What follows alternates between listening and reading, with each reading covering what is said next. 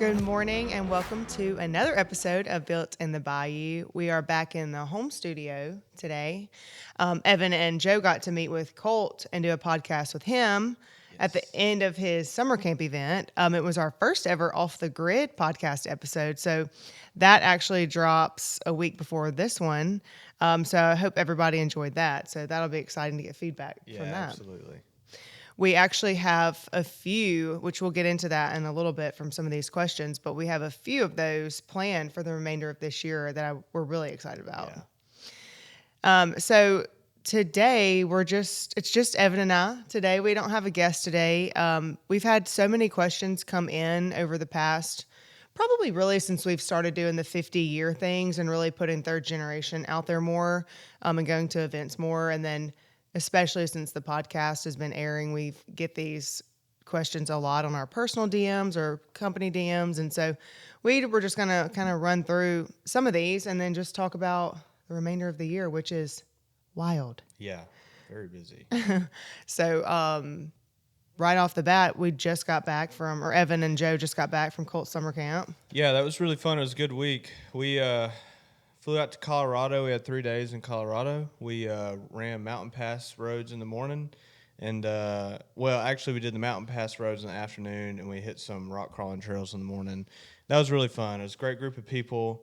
We had no issues with the Jeep, which was awesome. Yeah. Didn't even have to break out a tool or a wrench. And just had a good time. Colt put on a really cool event. It was fun to be able to record a podcast with him. Yeah. And, everyone to kind of learn more of his backstory and what got him to what he's doing today. It was a really fun event. It was a good time. Yeah, and that was his first event, his first summer camp event, and our first time to add another event.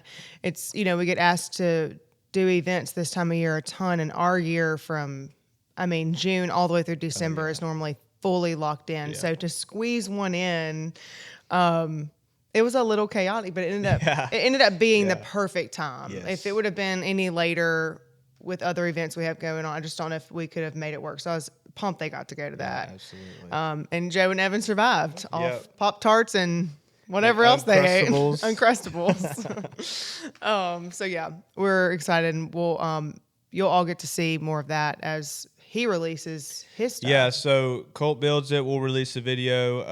Trailmater will release a video, and Fab Rats will release a video. So if you're interested in checking out the event, you can find it on those YouTube channels and see what we did for the week. And that kind of brings us into like the remainder of event season. We'll kind of do that before we go through some questions. Unreal Adventure is coming up. It's the next event we have for a wheeling event. And same thing where you just name like these people who you can find all the videos and stuff from. Like these are new people we got to meet, or you guys got to meet and make a connection with. And that is what Unreal Adventure for us has always been about. You want to talk about Unreal Adventure a little bit? Yeah, so Unreal Adventure, or UA for short, is kind of what all of us call it. Really cool event. It's a 7-day trip. It's roughly about 1,000 miles of off-road and highway. 7 days. You got some camp nights in there, some hotel nights, and then it's just all out, man and machine and co-driver trying to survive the week. There's been years where we've had no issues, and there's been years where Dad and Dillard, when it was just them two going, didn't finish. So it's a tough week. And the wheeling is legit, 8-9 rated trails the whole week when we're wheeling. So you got to be careful, and like the saying is, wheel for the week, not for the day, because you have 7 days of that. Yeah. And honestly, one of the hardest parts of UA is when we get on the highway, because that's where it really shows a lot of rigs' weaknesses, because a lot of people can go hit the trails and have a good time, but then what happens when you have to go drive 300 miles on the highway after that? Yeah, so, that's such a good point. And y'all have seen multiple people completely have to pull out for the whole week, not due to the hardcore rock crawling, but just driving it down the road, which obviously is one of the things that I feel like we pride ourselves on for our product is road to pavement, or pavement to obstacle, all whatever, however you want to say that. Yeah, it's got to work on the trails, and then it's got to be able to be a daily commute if it needs to be. I know Paw in the early years when they were designing stuff, it was always if he wasn't comfortable enough with Mama or Aunt Cindy hopping in and driving it, Yeah. then it wasn't going to work. Yeah. So for us, it's always got to be something that's super comfortable drive on the highway, but also perform and hang with the big stuff. Yeah, and I feel like we've kept that this whole absolutely. time. I feel like everything we build for that Yep. space. So And that's why I feel like UA is a great event. One, to prove that, and two, it's a great testing ground for future products, stuff that we have on the deck to come out with, and two, just continue abuse of products that we have out to find weak points if we can. Yeah, it's been a really good testing ground for us as it's before SEMA. And again, this year we will have some new things out there. We're not Yep. going to tell anybody what's coming on that, but we do have some new products coming and some exciting stuff that will be Yes. getting tested at the UA event Yep. this year. So that's exciting. But before UA, I need to back up a little bit. We have our ambassador meetup. Yes. That's our first one ever. The ambassador program is something that has been a work in progress, and we love that program so much. And this is the first time we finally have been able to do a meetup after 3 full years. We've had an ambassador program 4 years, but we've really dialed it in the last 3 years. And so I and you as well, aside from SEMA, Moab, or Trail Hero, have not gotten to meet any of our ambassadors at any of these shows. And this year we did. We opened up our ambassador program for people to bring their vehicles and builds to the booth and display, which has been awesome for them, but also helped us as well because we haven't had to send 2 Jeeps out or 2 rigs out all year long. We get to keep one in, which we've needed for product testing. Yes. And it just diversifies the booth of people and builds. And so our ambassadors are genuinely some of the best people. We love them so much. I hope to really grow that program and do more with it every year. That's the goal. But this year is the first time that we're getting to have a meetup, and we're actually doing a podcast with some of the ambassadors. I'm so excited. Fun, Yes, because I've yet to meet some of these people that have been an ambassador of ours for 3 years. We have a few that are 3-year ambassadors, so we'll finally get to face meet with them. So that's exciting. So that'll happen at Great Smoky Mountain in Tennessee at the end of this month, in like 2 weekends. That'll be awesome. Yeah. So yeah, we have that. Then we have UA, and then we go to Trail Hero. Yep. Want to talk about Trail Hero? Yeah, Trail Hero, Southern Utah, great place. It is, I hate to admit this, but it's slowly becoming maybe slightly better than Moab, in my opinion. I don't know. It's just fun because, I mean, Moab's like one of those places where I think it'll always be number one for me, just nostalgia purposes. Yeah. But Trail Hero is awesome because it's a park and it's all in one place. Yeah. So you show up to the park and you can hit 2 or 3 trails in the time it takes to hit one trail in Moab. Yes, I think that it definitely, for us logistically, who only get our full crew of rigs out a couple times a year, it is so beneficial. We get to meet and wheel with more than one group of people a day, which for us really is something that we have to pre-plan and really schedule out, but works to our benefit.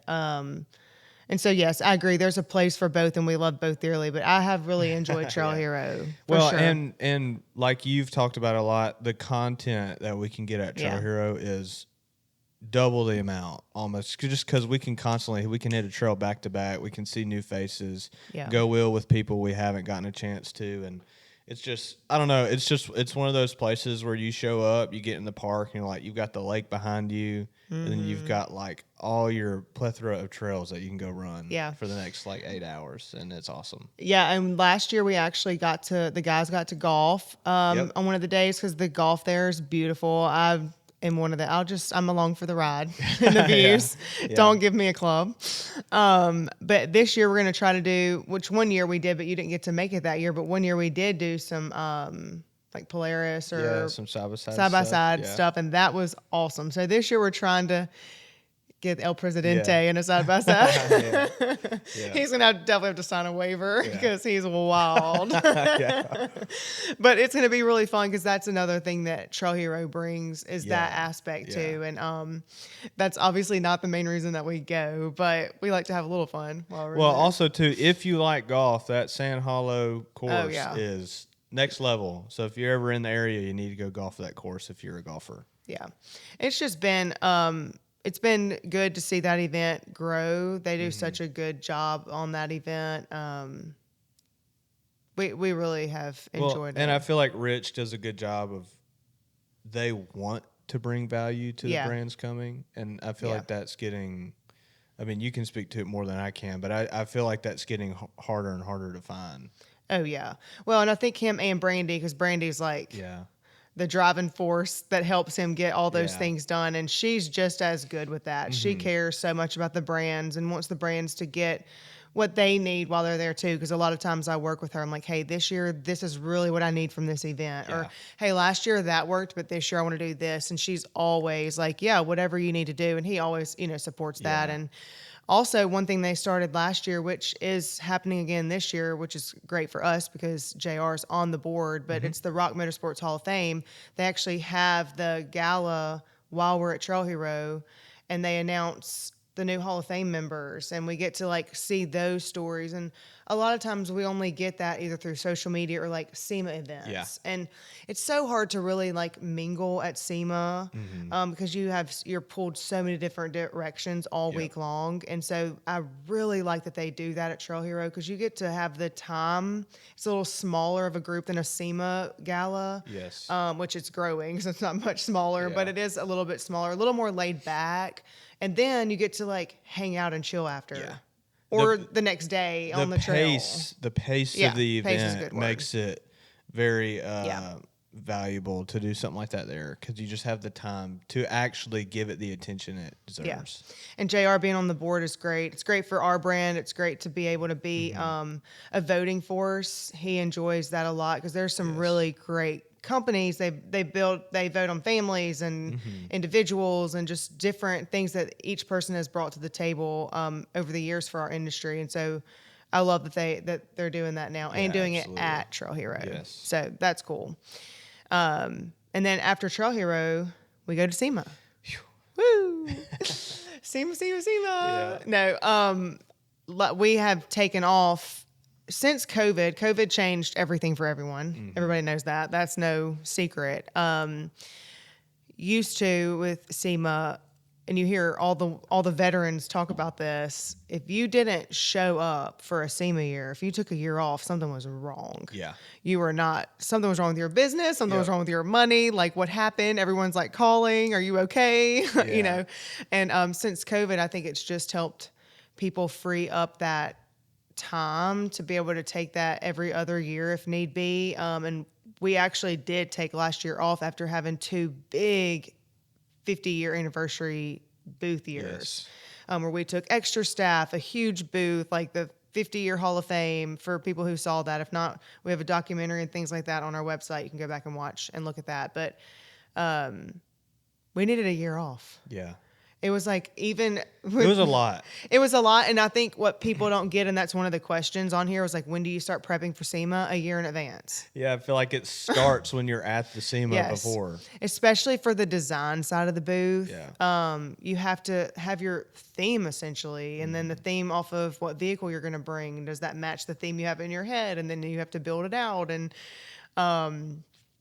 anybody who's done SEMA knows it's not like you don't start in July. Well, and I know the first year when we brought our, 50-year activation and everything, that was like at least a 2-year plan in advance. It was because we did the documentary with Yeah. it, and so we built it. We built the asset board out, then had the documentary done, then moved to the Hall of Fame walls. And to the timeline, history, the history, the Hallway of History and wall, that sorry. was difficult because you're talking about 50 years. Yeah. And every year you have, almost every year important things that yeah. need to be jotted down. Yeah. And that took a long But time. thankfully, our grandparents don't throw anything away. Yeah. It was almost, Yeah. whoa, too much information of Yeah. sorting, which was, we had all hands on deck for that project. Hmm. So it was easier to get done. But I mean, it's like, we're almost at the 55. I know, it's crazy. Like, I was thinking about that because, you know, it's my job for apparel for the year. Hmm. And so when I'm picking colors, I'm like, okay, when's the last time we've had this color shirt? And you look back, I'm like, oh, that was for the 45th year. And I'm like, oh my gosh, we're almost at the 55th year. Yeah, it's insane. And so it just is crazy how fast it truly goes by. Yeah. But yeah, so we start prepping for SEMA a year in advance. So we've had our theme for SEMA for a year. And we actually, it coincided with a relaunch of Rock Ready that we did in January. January 1, we did a relaunch of Rock Ready. Obviously, Rock Ready was one of our more well-known. Prominent. It was initially just like a slogan, but it ended up Yeah. being just like a total brand recognition for Yep. Jeep and the rock crawling side of Yeah. our brand. And we kind of let it die. I don't think on purpose. I think they just got so busy at the day-to-day grind that it just didn't get put out how it should be. Yeah. And then it's like you don't want to halfway do it, you know, and that's the Yeah. struggle we have is like, when do you do a full launch? When do you do this? When would it Yeah. make the most sense? And so we started that January 1. And so our booth will be a full Rock Ready theme, just a little hint of good things that are coming for the booth. It's going to be awesome. Yeah, it's going to be a really great booth. We have a good booth space. We're excited about that. A whole different layout than we've had for years and years. We had the same layout. We're changing that up. But so, yeah, every other year worked for us. We were able to take last year off and kind of regroup and revamp, and we're excited to be back at SEMA this year. Yeah, absolutely. All new things at SEMA. They have a new awards ceremony set up, and, you know, they always are trying to have. They have all the classes now, which are great. The education classes, the media stuff, the R&D side of it, that's great. Yeah. And then the Torah and the SBN. And, you know, they really are trying to really keep the industry and aftermarket just like going. And I Yes. love and appreciate that. Absolutely. We have a lot of people who are on some of those boards, and man, they work hard. So shout out to all the SEMA guys. Absolutely, for sure. And so then after SEMA, then people are like, oh, you get to rest after SEMA. No, like we have industry Christmas Yeah. gifts and send outs and Christmas parties and pre-planning for January and Yep. calendars, and It never stops. never stops. And so people are like, when's y'all I get that. That's one of my questions I didn't even put down for today because I knew we would get into it. But when's y'all slow season? And I can honestly say when I first started, I did have a slow season. I had probably February was okay. Woo, you can breathe after everything in January got like put Yeah. out. Then you could kind of breathe, and then probably like a June. Yeah. June was always slow, so you had 2 months where you really got to, like, if you needed to vacation or take some time off, Yeah. those are your 2 months to do it. And now, like, there's That's there's what no slow I month. tell, because some of our friends are wanting to go on a trip, and I'm like, look, if it's like after March or April, I have a very hard time trying to swing something. Yeah. Because it's just nonstop after. Mm-hmm. I feel like, you know, we gear up. January is like January, February, you can sort of catch your breath. Yeah. And then we gear up, we go to Moab, and then I just feel like it's Yeah. constant after that. Well, and I think that's like, and that's on Evan's side, which is something else we'll get into. On my side, it's a little different because then we have show season. Mm-hmm. And so the planning for show season, we do that in November. Yeah. And so then by January, you're still trying to finalize some things because some things don't open all the way till January to finalize. And then you're placing ambassadors now, which is a positive. But then again, more work and things to sort out. But again, good problems. Yeah. And I think that's what we talk about a ton is, but it's Yeah. a good problem. We're Me- blessed. Thank you. Like, I was talking to a buddy the other day about just events and everything and how like it works, and I was like, essentially, it's like we execute this year everything that we set up last year. Like I feel like we're always working a year ahead. You have is to. pretty much the flow of work here. And I know that when I first started, I feel like it was a little bit less of that. And I felt like between all the things that we put into place, the processes and meetings and things like that have helped so much just the efficiency overall. Yeah, absolutely. And I think employees who've been here, who've had to be in that grind before that, are very thankful for that Yeah, too, I agree. because it was hard to really plan. Well, I feel like internally, the past 2 years, a lot of the right strides have been Yeah, taken to take a little bit of stress off to be sure we have the right things in place. yeah, definitely. I would agree 100%.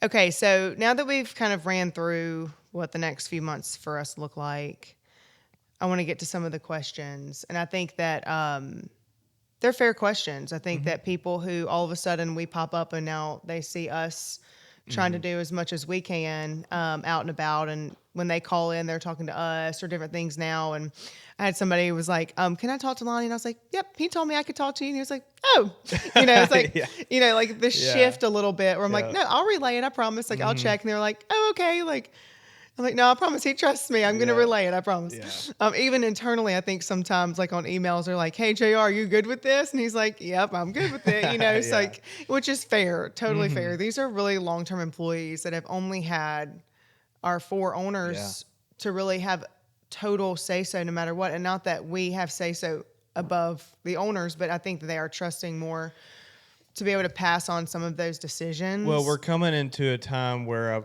we have more authority. Yeah. And so some of the questions we get a lot is like, okay, well, what you actually do? What is it that you do? And so I'll let Evan start. So that's always a tricky question because Mallory knows it's a family business. Yeah. Kind of feel like everything bleeds into everything around here. So my title's operations manager. The easiest way I could explain that is I'm basically responsible for like the full cycle of an order from the time it's placed to the time it leaves the warehouse. There's a lot of things we need to improve in that area, in those areas, and that's really what I'm trying to strive to get to, just to make fulfillment better, our warehouse processing better. That's packaging. It's the inside sales team. Chris does a great job with those guys, but it's me helping to try to give them more tools, get them more equipped with R&D, because they're our first line of defense, right? Well, not defense. That may not be the best way of saying that, but they're the first line to the customer. Yeah. So it's like they need to know if it's a new product, Yeah. all the features and benefits, all of the, the SKU numbers.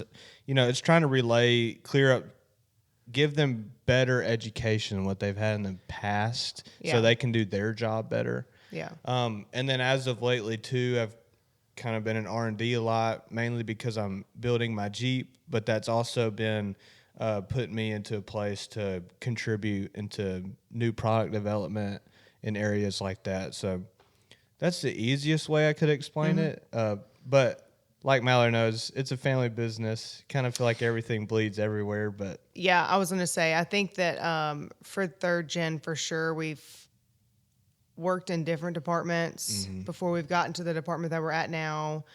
A lot of things bleed over, like you said, where he's talking about helping sales team and talking about the orders. We're the marketing side's on the other side of it, filtering the complaints or the emails to filter to the sales guy. So it's like we're all constantly in communication, which I think is exactly how it should be. yeah. I think that's the best way. And that's like why we've put in place all these meetings now. And a lot of that stuff is become full circle. So it's like, hey, this has to do with actually what your role is, but here's this part. Yeah.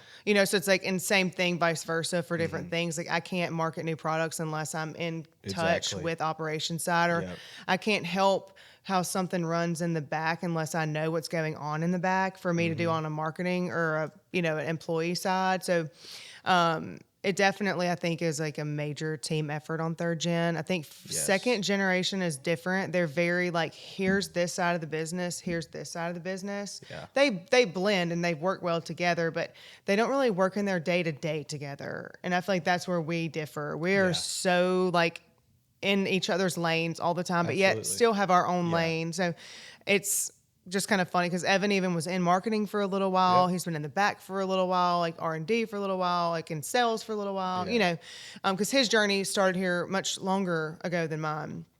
And so I'm director of marketing now, but I started in accounts receivable, payable. I don't even remember. One of the accounting ones, okay? I don't even remember which one it was. And I was only there for a very short time before a marketing manager position opened, which is what I did previously and what my degree and things were in. Yeah. But, and then I've been able to, I was entrusted in that department and that role, which was, I think, major because I really had not worked here at all, had no idea about the business side of it. Like, not, I knew about I understand marketing and business. That's actually what I'm good at. It was the Yeah. product side of it and like the industry side of it. I was so green. I remember my first time with Tom. He was like, just tell everybody you're green. It'll go so much better for you. Yeah. And I was like, Yeah. okay, thanks. And I did. And it actually was great advice. And I think that's one of the things that have helped us is the people who we have that work here are incredible. Yes. And they have guided and led us and given so much time and effort into like helping us get, there's no way I would be where I am today without the people here who are like, you do not know what you're talking about. This is what Yeah. you need to be looking at, or this, Yeah. or like say this instead, or let me show you how this works. Cause we do not have one business. We have Yeah. multiple businesses, multiple lanes of this company. Well, and our products are not really easy to understand. No, they are not. Okay. Yeah. But I can say, let me jump in that. So when I was doing the accounting, again, payable or receivable, I don't remember. But during lunch hours, because that was right before COVID or right when COVID hit, I don't exactly remember the timeline. It's been wild. But I was doing some lunch breaks on the calls on the sales side. Yeah. And, learning the system and learning products and having to talk to customers. And it was one of the best things I ever did for what I have to do when I work with the employee side of it, because that was intense. Oh, yeah. Oh my gosh. Oh, yeah. Which I never had to deal with too angry of people, angrier customers, but there were some you could hear the next person over talking. I'm like, oh, thank yeah. God that I didn't get that call.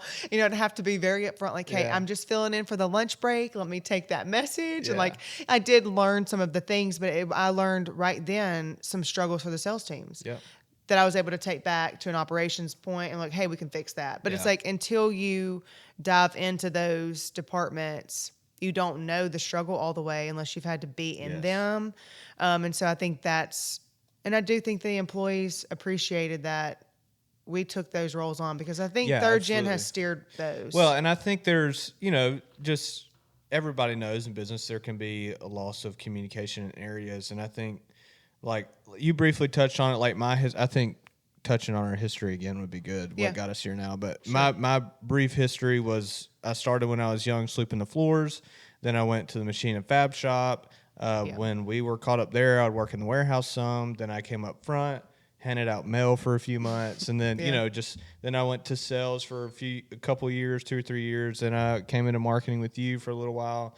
And now it's like, so I've kind of felt all these areas of where pain points were. Mm-hmm. And it's also helps the employees, when you've been somebody who's, I've sweat with them in the back. And Yeah. now it's like, I'm trying to do what I can to help make their job better.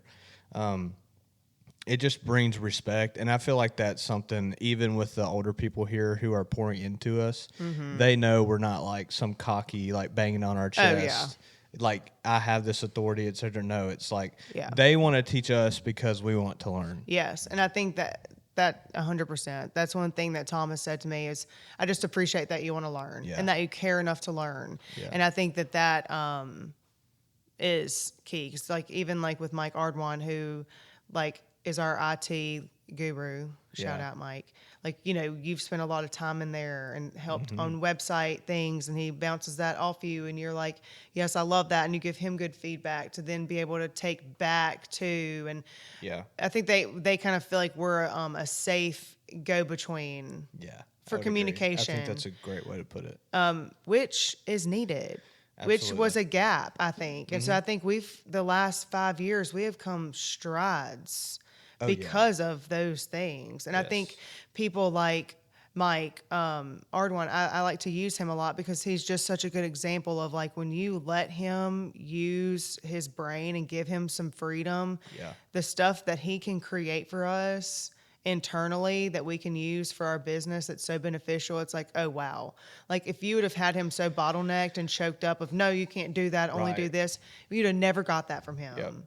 And so I think that people like him thrive on getting to pour into the business too. I Absolutely. mean, he's 25-year employee, Yeah. you know, and so anyway, I think that those things are important. I think we do that well. Yes, I agree. And then briefly, real quick though, you own your own business before you came over here, right? Yes, a whole lifetime Yeah. ago. That was a different life. No, so I was one of those people. Again, we all know I'm very type A. I knew what I wanted to do from like a very young age. I wanted to have something to do in fashion or merchandising. I wanted to own my own business. Went in to school and college for marketing, and that was my path. I stayed very true to that. Opened a store shortly after college, after I moved back home. Because I saw my child the day I had her and I said, Mommy, and I moved back home. Yeah. It is very hard for the people. So props to the people who live all from family and raise gosh, kids. yeah. Because let me tell you, I needed a tribe. Anyway, But before that, you played college softball, right? yes, I did. I played college softball. That was a huge part of my life. And the difference of why I wasn't involved in Skyjacker. That's, I feel like I wasn't ever here because I was always playing sports in the summer, where almost every other one of the family member cousins worked here for the summer. I can't, maybe Austin, because he also played college sports. Yeah. And he traveled in the summer like me. But I think every other grandkid worked here in the summer. Probably at some time. Yeah. Probably. And so yeah. early on, Skyjacker was never, it was like what my mom did. Like Yeah. it was never a part of my being. It wasn't what I knew. It was like, oh, I got to go to some cool races. I got to go to the Tomb Raider premiere when Yeah. we were in that movie. Like, Yeah. oh, we were on Law and Order. Like I never grasped it because it just wasn't my passion. Sure. Where you were in here at, or riding in Moab in a Yeah. car seat. Yeah. I was playing ball, you know, and things like that. And so that was always my drive and passion was sports and then business. And I wanted to do business. I wanted to do clothing. And I did do that. And I tell you what, I'm not knocking college. It's important. I did learn a lot about time management and discipline from college.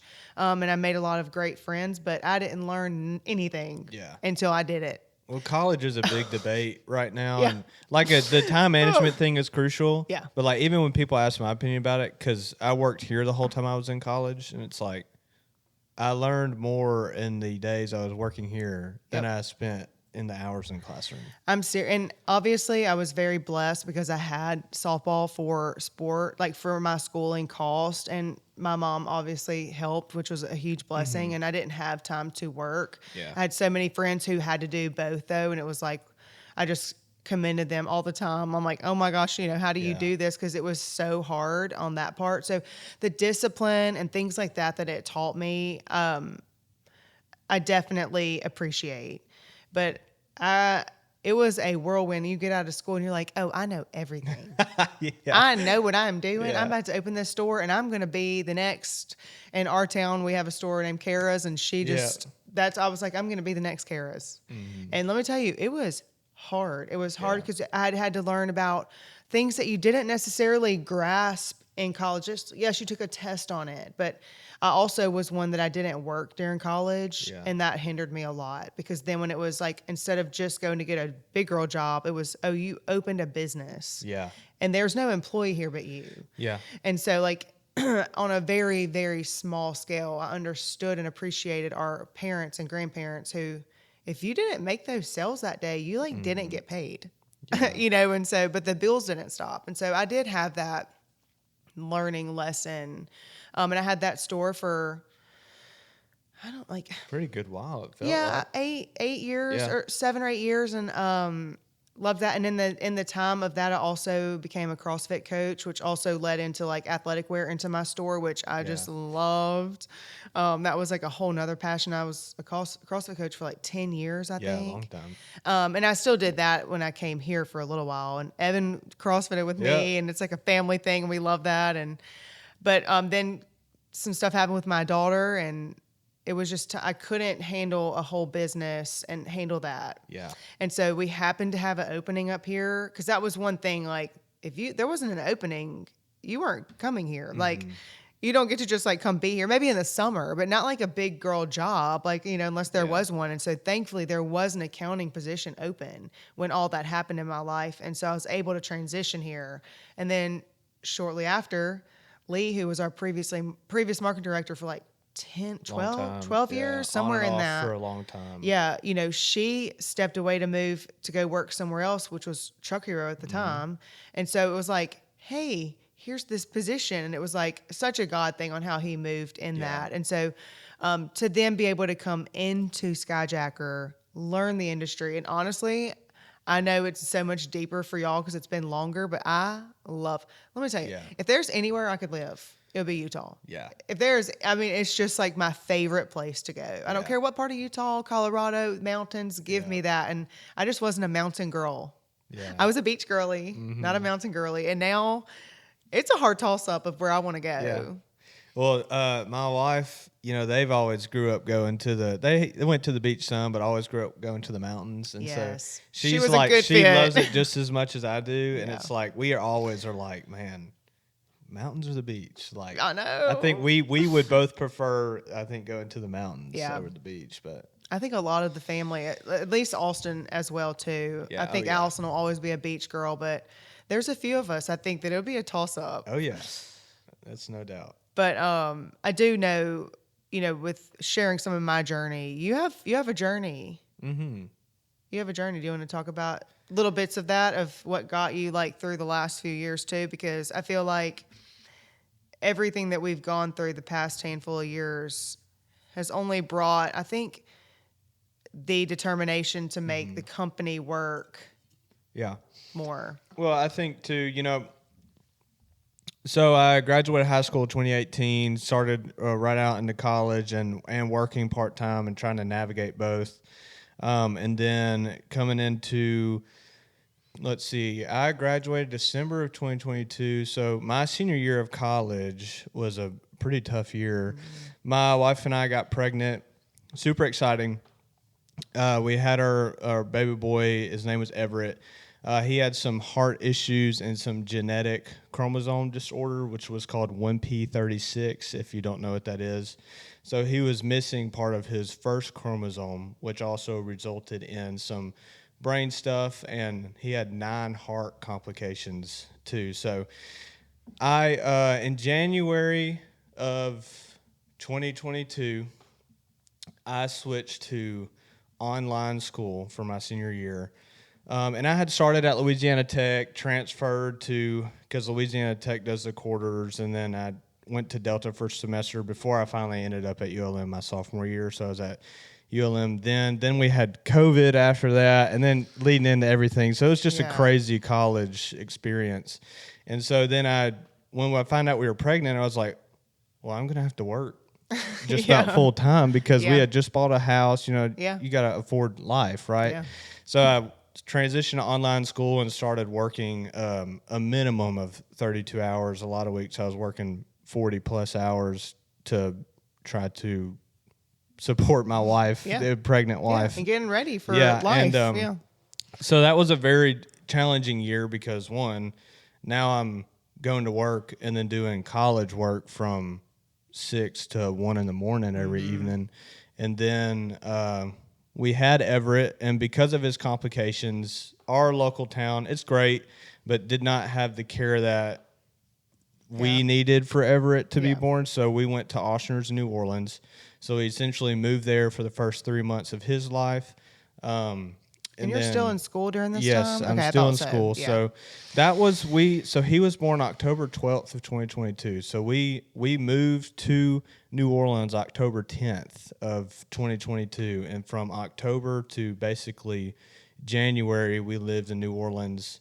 And I was still full-time college because I transferred, I had lost credit. So I had to do, I went the first semester of the year, I went all of summer, and then I went all of the fall too. And the fall semester I took like an extra. I was taking like 22 hours or something because I knew if I could just grind it out, then I'd be done. I'd be graduating, it'd be over. Yeah.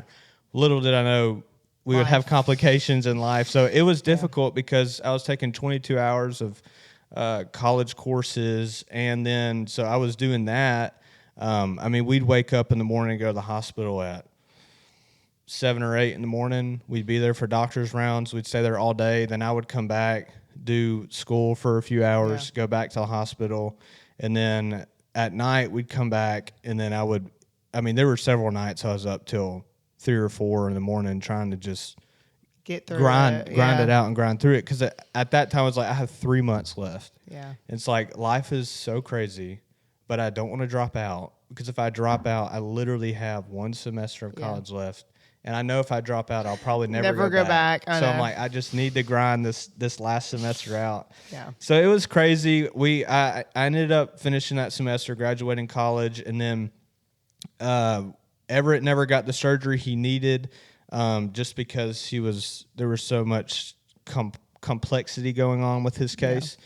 So then we basically were sent home with really no plan. But we have a great doctor in town, Dr. King, who phenomenal, world-renowned heart surgeon, and he fought for Everett like he was his own kid. And we contacted like 9 of the biggest children's hospitals in the country, and they all denied Everett's case. But Arkansas Children's in Little Rock accepted Everett's case. So then shortly after that, we essentially moved up to Little Rock, and they took care of him. We had his surgery there. Great people, wonderful staff, and that's where Ashton and Ella and them are getting Ella's care at now. Phenomenal place. But Everett ended up passing away due to his complexities in March of 2024. So from that year and a half was, constant of fight or flight. And then I really wasn't able to work much because there was so much. It was so demanding to be there for Everett and Summer in that time. And those years, really, the biggest lesson that those years taught me was how to just like put your head down and like grind. You got to take care of the responsibilities in front of you. And that was pretty tough. Obviously, I mean, losing a child is terrible, and it's heart-wrenching still to this day. The pain doesn't get any easier. But it's just one of those, it's the cards that we were dealt, and the Lord was kind to us through it all. And we're so grateful. Now we have our beautiful baby girl, Eloise, that was born 6 months ago, healthy as could be. We're so grateful for that. She's Lord, beautiful too. Lord definitely blessed us with a beautiful, healthy child, and she is literally the easiest baby. Yeah. I mean, she only cries if she's hungry or half the time has a diaper, other half the time you don't even know. But we're blessed with her. And after Everett passed away, we came back home. I was finally able to get back in office full time again. And that was hard for me too because my whole life, all I want to do is work. And it's like I finally am like at the end of my school to where I can. And then this came up. So it was like very hard for me to accept my reality because I just wanted to work. Well, and because I feel like just because we've talked so much, I'm not speaking for you, but I know you wanted to take on so much responsibility, and really you couldn't until you got back because you had to have a whole different responsibility that mattered more. Yeah, absolutely. And so I know that was a hard push and pull for you during that time. Yeah, it was very tough because, I mean, like I said, this is all I've ever wanted to do, and I knew that from a very, very young age. I feel like the Lord has always made that path very clear for me. I've never questioned what I'm going to do. This has always been what I want to do in the trajectory. So I was like, I didn't really want to go to college in the first place, but Dad and Pawpaw wanted me to go, and I was like, all right, I'll go get the degree, whatever. And so then it's like, finally, senior year, let's close it out and get to work. And then, all that came up. So it was tough to like, all right, I've wanted to do this my whole life, but now I've got to put this on the back burner to take care of this. Yeah. And I'm glad, though, because it taught me lessons that I never probably ever would have learned without that experience. And at the end of the day, I think, too, it makes, like, experiencing hard things in business now, I don't think rattles me near as much as what they would have been if I wouldn't have had a hard season of life that I would have had to go through. I remember one of the times that you saying that to me about, it was something silly. I think it was like a family thing, which is normal. Yeah. But it was, you were just so like unbothered. You're like, really? If that's the worst thing, like, Yeah. let's roll with it. We're good. Yeah. And I do think that a hard lesson to have to learn in the way you had to learn it. Obviously, no one wants to have to learn it that way or be able to handle things that way Yeah. because of a situation. But I do think that it definitely has helped, and I think it will help you going forward in business and the roles. I And agree. I feel like it's, you have to go through hard things to grow as a person and to figure out who you are. yeah, And I'm grateful for that. And I know you've had to experience Yeah. that as well. Yeah. But I'm grateful for our story Oh, yeah. because it's made me who I am today. It's made my family what it is today. Yeah. My marriage what it is today. And I feel like it better prepared me for my path in life and especially in business yeah. in the future. I would agree. And I think too, on top of that, just to add to it, you also now, you and Summer, which Summer will have on the podcast at some point. We're going to try to have our spouses on, which will be wild. But she handled everything. I mean, I can't talk about it a lot because I get emotional yeah. and I'm not crying on a podcast. I refuse. But she is such a light and so Oh my bright. gosh, yeah. But y'all also were able to start a whole different business. Y'all Yeah. something that none of us have ever experienced or done. So you want to Yeah, touch so on we that? started a nonprofit organization called Everett Light Foundation. It's a foundation to really just show love and support those that are walking through similar paths that Summer and I walked through, whether that be financially supporting them, giving them grants, paying for counseling, whatever that looks like. Maybe because, there were times when it's tough and you can't even afford to get a hotel room because your bills back home didn't stop, but you can't work because you're with your child. So maybe we can put them up in a hotel room for a couple nights, just something we can do to ease the pressure of those families walking through the hardest moments of their life. So that's been really, really cool, and it's been a blessing. We got a really cool board in place. We do little baskets for like each holiday season, like Mother's Day. Summer likes to make baskets for all the mothers. We'll go up to the hospital and pass those out. Christmas baskets, just because holidays were almost basically the worst in the hospital. Can only imagine. Because you're just seeing everybody else celebrate their holidays, and it's like, man, you wish you could be out. You're grateful that you're there with your child, but it's hard. And so we just do what we can to help and love and support those families walking through some of the similar stuff that we did. And it's been a really cool experience. And it also keeps, Everett's name alive and using our pain to give other people hope. But I do think that that's part of our family business and part of the core belief system of us is firm rock on Jesus and absolutely. knowing like there's no other way to make it through. Even like for your parents and things, that we saw struggle and have to go through that, losing a grandchild and then supporting their son as he's going through this unimaginable pain. Like, so I feel like y'all been able to shine light on Jesus so much through it. And so I know Summer and her happy little glowy self. And when they say they go take baskets to the hospital, they don't mean local. They mean they drive to where these patients are, to these hospitals, and give these parents these gifts of love, where they're like you said, stuck in a room for a holiday when everyone else's lives are not stopped, but yours is stopped. Yours is in that moment. And until you experience that or see someone close to you experience that, you really can't grasp the pain and the realness of that.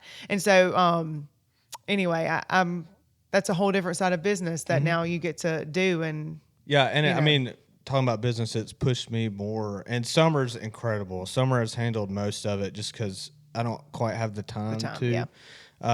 But you started your own thing too. It just it pushes you and grows you even more. You in learn certain different areas. different lessons that you never could learn. Yeah. So, but that's really, I think, the core thing that drives us is just doing it together, doing it for the family, growing it. No matter what, we always have, I feel like, each other's backs on that going forward. And again, great staff, great support here for employees. And so we just wanted to kind of like tell a little bit and answer some of those questions. I think we're way over our time.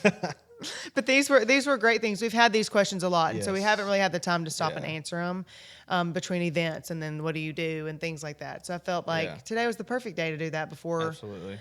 the rest of the season gets here and the events and the holidays and things Yeah. like that. So stay tuned. We have all of the Ambassador Meetup podcasts coming. We have Off the Grid UA podcast coming. Yes.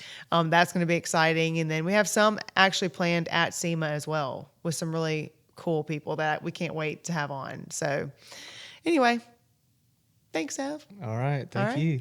Bye.